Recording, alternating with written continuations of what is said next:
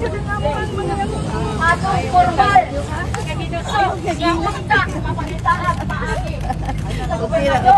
Ang atong mga pira. Naara ko, maminaw na ko ninyo. Naara ko ninyo, maminaw. Salamat kayo.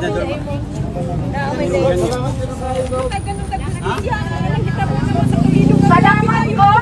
Kunya, awa sa mga tao dito nga wala kasiyanan. Atong formal nga yatag kang gobernador. Atong pirmahan nato.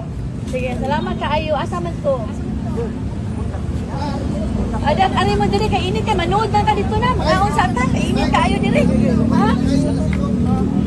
Ako yung hatag ninyo. Ginadumay lang. Sige. Ano na diri kay? Motor na mo. Ay, kaso.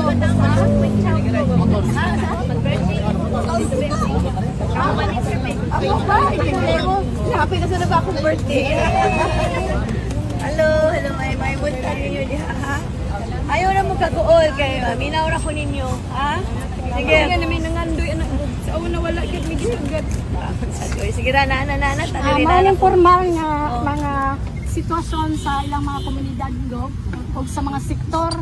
Ang nakakaroon dire gikan sa Toledo o gikan sa Midilian.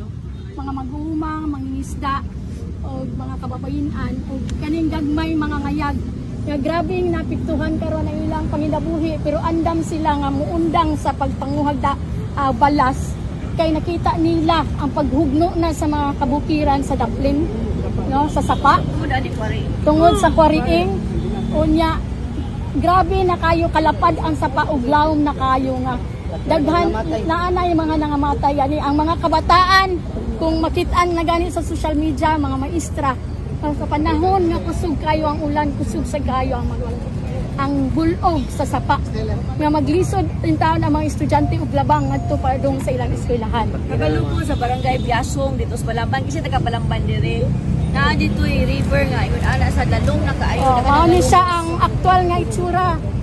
Asa ni Toledo ni? Kan lumampaw o kambangong. Toledo na ko. Naasa ni teacher diri